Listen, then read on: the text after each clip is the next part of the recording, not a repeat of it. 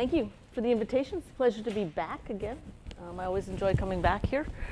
And it's a pleasure to be asked actually to talk on this subject. It's been a long time. I have, in recent years, I do a lot of remote sensing kinds of things. And so I haven't actually given a talk on this in a while, so it's a pleasure. This is work I've done, I should add, with many, many people over the years, graduate students, postdocs, and collaborators. Simple models. This, I think, goes back to what some of you probably do when you look at complex systems. And I'm going to make an argument for why we want to use models to look at complex systems. And actually, it's really nice that Sue and Morgan went before me because they give you all the background, so I don't have to actually give you quite so many reasons. Earthquakes are extreme events. There's an extreme event that actually frightens people for the very reason that they are unpredictable or difficult to forecast, unlike hurricanes, for example.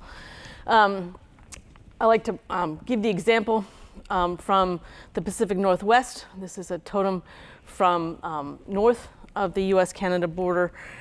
It was well known is a relative way of looking at it, but for many years, when I was a graduate student here, it was thought that in general there weren't large earthquakes in the Pacific Northwest. It was a nice, slow-moving system. It slipped pretty aseismically, and we wouldn't have large events like we do in some places.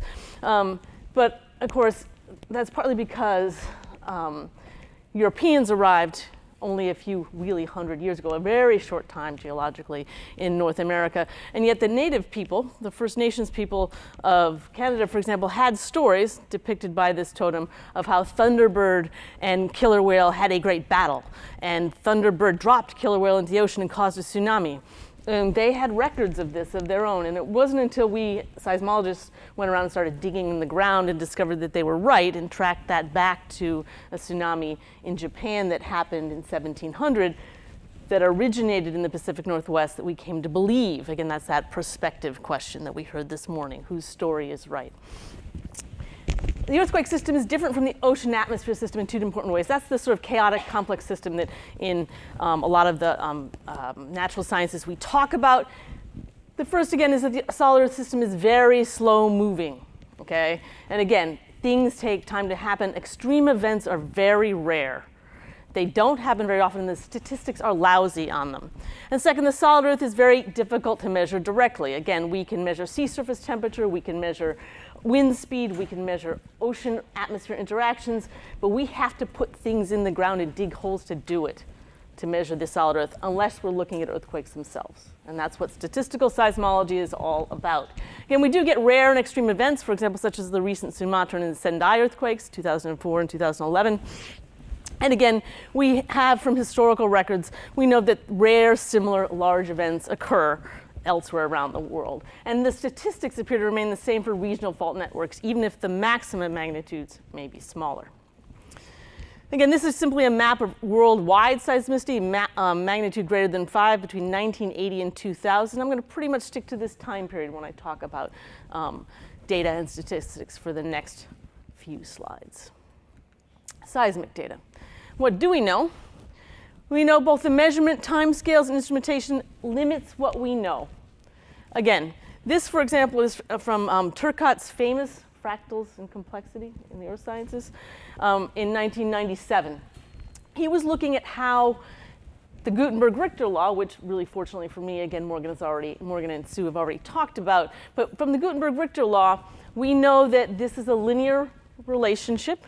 We know that it is generally constant in time. Each of these lines is 1 year, 1980, 1981, 1982, in Southern California. And you can see that, again, relationship is pretty darn constant. And of course, if you sum them up, you get the same relationship. However, in 1992, we had the Landers earthquake, and that changed the productivity, the amount of small earthquakes, all those aftershocks, that Morgan talked about. We know that changed, and as a result, that line changed, that relationship changed on a yearly basis, okay? We got more small earthquakes and we had more medium to large size earthquakes each year. And again, that relationship remains effectively the same or very similar if we add them up over all of Southern California, but that's a function of that clustering in space and time that we heard about earlier as well. And again, this, oh, I'm sorry about that. That shouldn't have happened. But we can see here, for example, that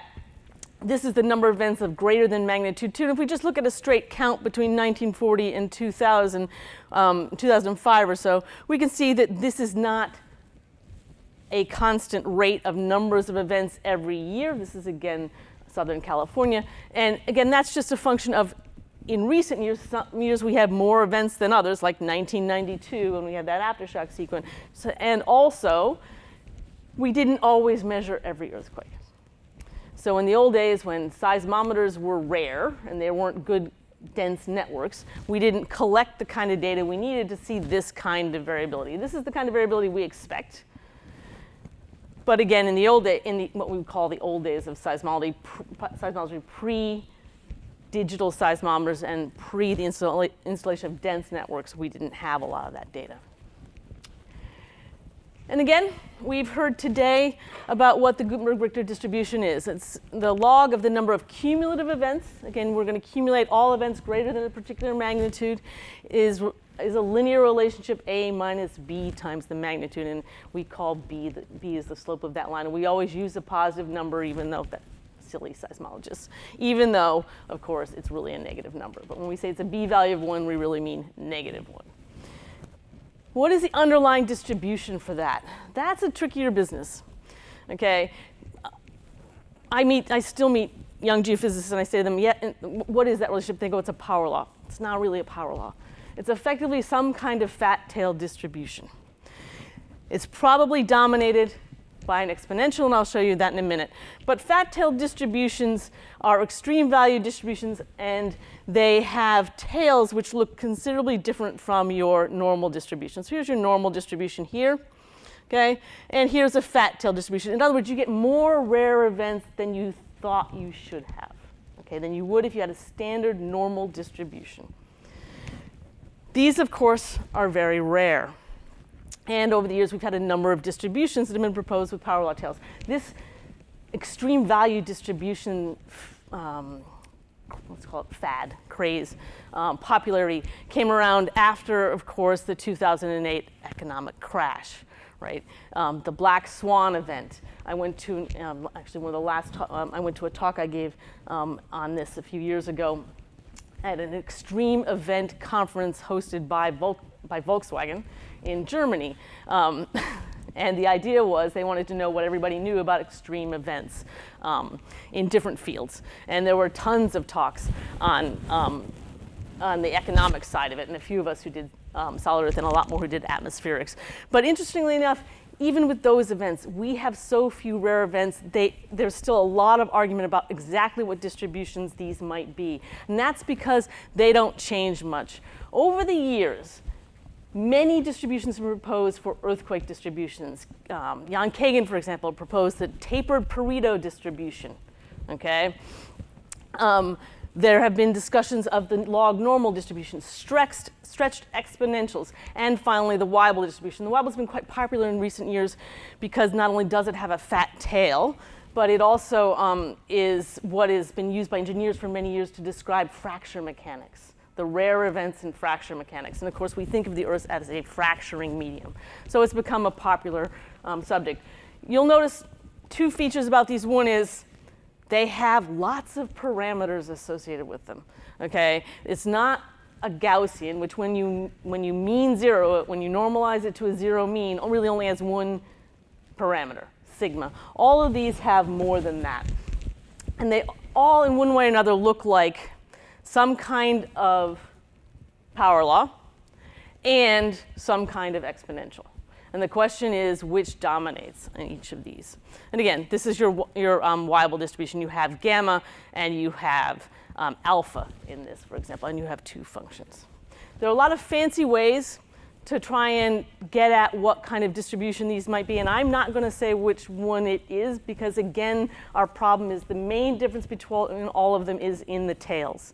And since we don't have good statistics for the very rare events with only a few hundred years out there of even observation, a few thousand years of data we've dug up from the ground, which has big error bars on it, and again, only decades of data with actual seismometers that are reliable.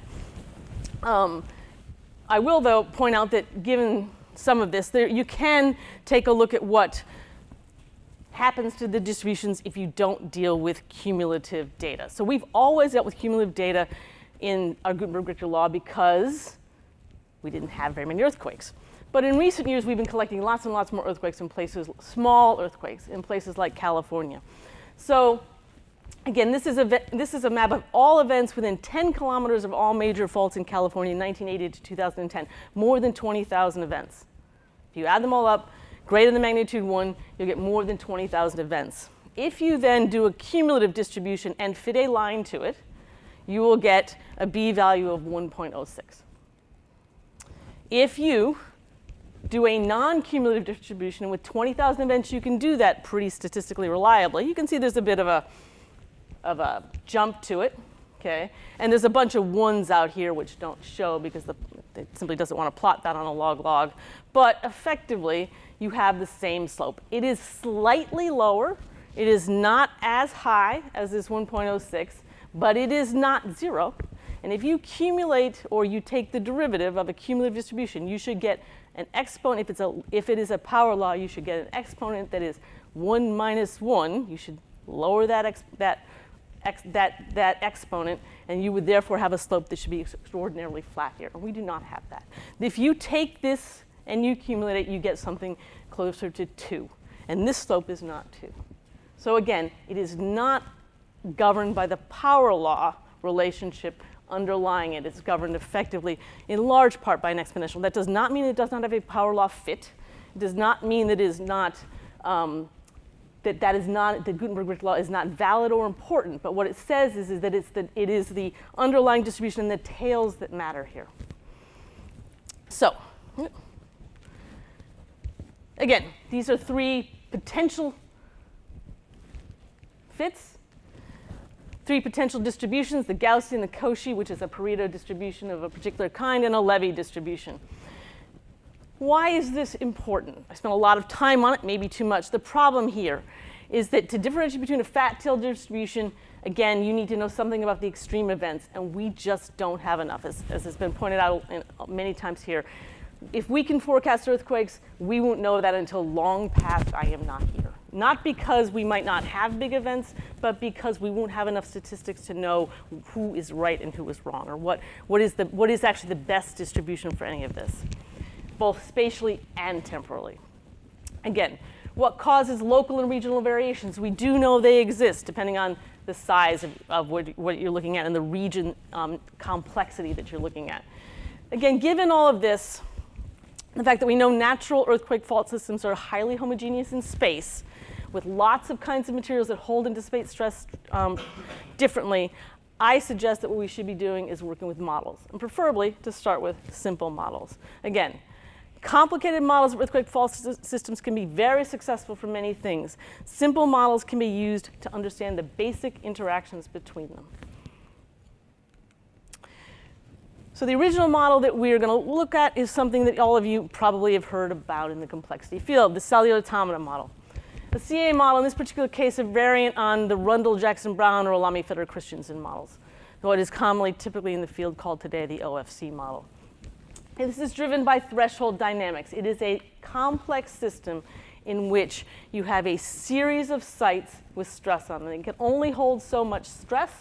When you increase the stress to a certain level, the stress fails. This is effectively a cellular automata model. It was always called the Burge-Knopf model, a slider block model. A bunch of small pieces of a fault, little tiny planes. They are in connection with another fault below, and they are pulled at some rate. And as you have strings or stress, people like to say springs, but I don't think of them as springs. I think of them as connectors that can and do stretch as you wish to. You can put whatever properties you want into these. As the stress increases on one or more of these blocks, reaching its threshold stress, it fails, and it causes a whole series of cascading avalanches of site failures. in this particular case, we're going to add something called site stress dissipation. When a fault breaks, when a block breaks, then it transfers stress to its surrounding neighbors at some distance, but it also loses some stress. And we're going to say that stress is lost due to effectively some feature of the medium, some physical feature, which we're going to call damage. Okay, there's only so much. In other words, the medium is not a completely elastic material, and it is losing some energy as it transfers that stress to its neighbors. Stress dissipation. And again, for long ranges without inhomogeneities, these models generally produce GR scaling similar to what we find in real systems. They've been used for decades for that. This is not new.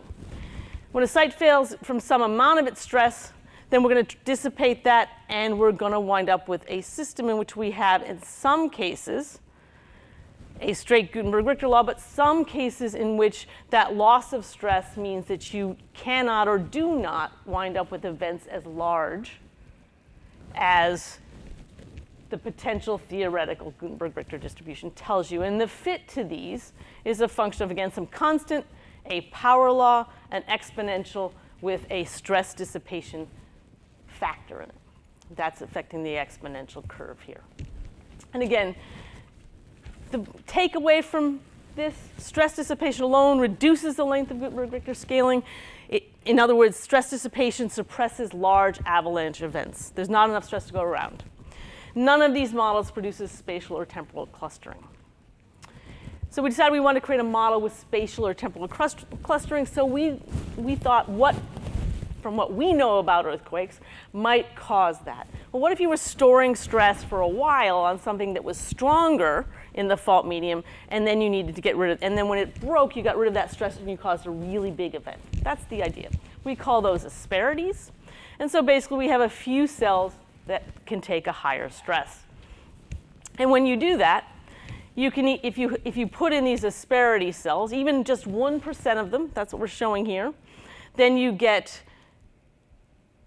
actual spatial temporal clustering. You get foreshocks, you get aftershocks, and you get what we call characteristic return events. You get events that occur on a regular basis. These are two different values of stress dissipation. Again, you get smaller events with higher stress dissipation, smaller big events with higher stress dissipation. And this is just to show you that if you run the model without that, without those asperities, you don't get that kind of spatial and temporal clustering. Foreshocks, aftershocks, and what we commonly in the business call characteristic events, which Sue actually showed us, so that was good. Again, you can see that if you have if you have no asperities, that's in black. If you have 1% of asperities, again, you get larger events, and they occur rarely. But it doesn't seem to significantly change this regime. You get foreshocks, aftershocks, and you get temporal clustering. So this is, again, to show in time where the big main shock is, the biggest event in the system, and then foreshocks and aftershocks. Whoops, that was weird. Okay. And this next slide is not going to show you that if you actually cluster in space your asperities, like this, then you would get spatial clustering too. But again, I can't show you that because somehow or other it doesn't seem to have come through on my slide. Okay. Finally, back to the data. What does this tell us about earthquakes? Well, so the plots I showed you before with Gutenberg-Richter plot for all of California, those were for all faults added up together, earth seismicity within 10 kilometers of each of those big main faults. In this particular case, I'm showing you individual faults, the Imperial Fault, the Hayward Fault, and the Fort Tejon segment. And you'll notice that they do not all have classic Gutenberg-Richter scaling. Many of them, and that's the solid line. The solid line do not behave exactly as one would expect, okay? And you can even fit those. Some of them fit well, and some of them do not with this relationship as well. The main point here isn't that this is, again, I'd be hard-pressed, as I've said, given the statistics of our data, to convince everybody in the room that this was the exact right relationship for this. However, what it does tell you is that there is variability, and why is there variability? And some of it is likely nothing more than finite size effects. These faults, as Morgan has told us, don't always break in the longest possible configuration they could. So we are short some of our largest events down here on the ends. We have a limited observation time. I think I've beaten that horse to death.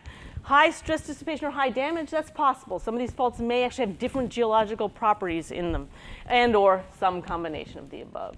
And given that we are all wishing we could go to lunch soon, I will leave the conclusions up for you all to read. Thank you.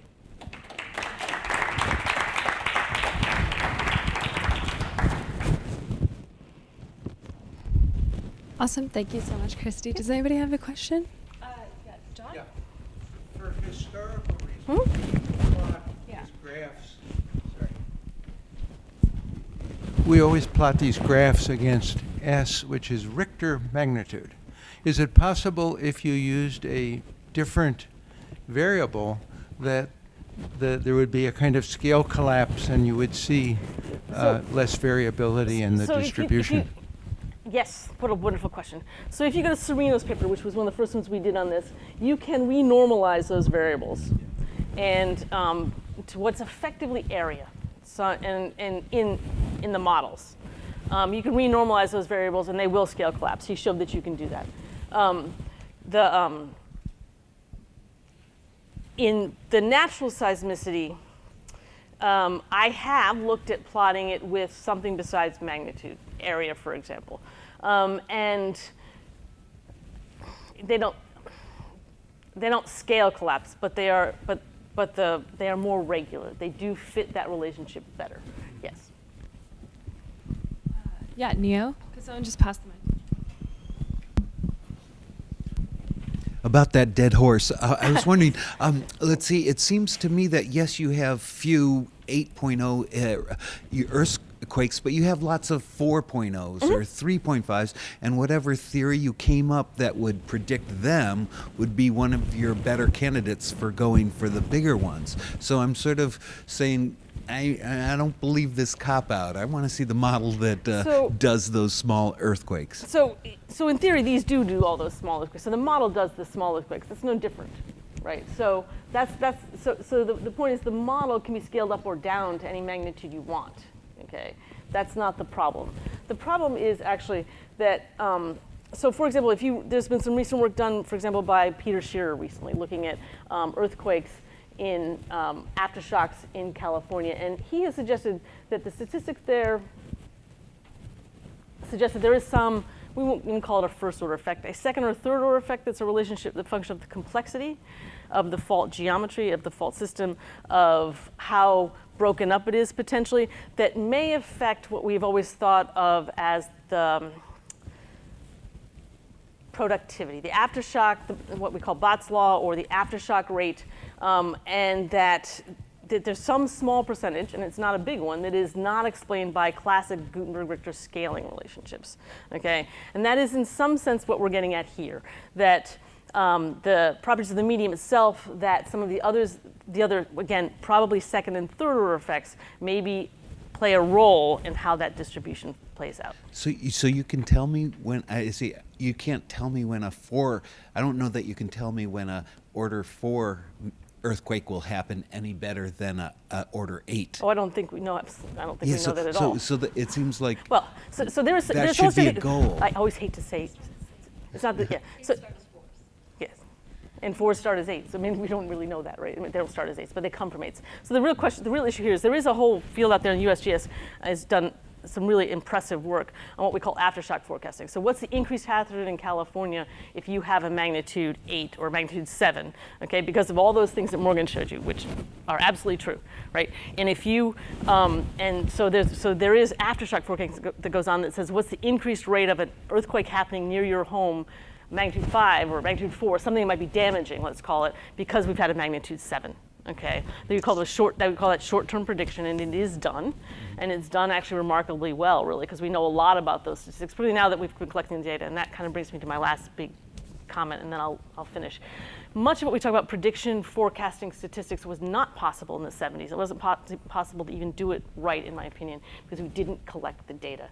The huge birth expansion of seismic networks and the collecting of small magnitude seismic data. And that's, again, goes to your point. The smalls should look like the bigs. And once we know more about the statistics of small earthquakes, then we can learn a lot more about the statistics of all earthquakes, right? And that's a lot of the new sort of really innovative ETAS, for example. All of that became possible, the possibility to tune those and figure out what those parameters are. That came about really after the 60s and 70s when we started to collect all this small earthquake information, not the big earthquake information. Sorry. So I worked in financial risk during the financial crisis. Lucky you. Yeah, everyone makes mistakes. And we tried to use extreme value theory, Yeah. which suggests that if you have rare events out in the tails, there's only a couple of distributions that there Right. could possibly be. But we could never convince ourselves, because of a dearth of observations, that this mathematical model was actually any good. Although it seemed like it kind of fit the little data we had. Right, yeah. Where are you guys in that? Well, I think it's the same. So that's what I think was my original argument here. It's the same kind of problem. We don't have enough statistics on the big events, and again, they're not, even the ones we know happened way in the past. There are huge error bars on both magnitudes and times of those. So again, because the data is not so good, that's a push again for models that in which we think we are at least doing our best to reproduce as many features as possible. We build them up from the simple to the more complex. But and we actually do the same as sort of Yeah. structural equation modeling. Mm-hmm. We spend a lot of time arguing about these things. There's a reason for that, right? Because we don't have the data to prove one way or the other, which again goes back to this question of. And so I really want to put you on the spot. Do you have an opinion on these extreme value theories from probability? I do. I have seen Weibull distributions fit very well things that we call strain events in California, small strain changes. That may be applicable to what we think of as a small fracture events, but I see no evidence that it can be extrapolated up to something as large and complicated as an earthquake fault network. I have, again, the stretched exponential or the Pareto distribution both fit quite well the data, but again, the data. I wouldn't want to bet anything I seriously cared about on which distribution it was. And again, for the same reason that you probably wouldn't in the financial industry.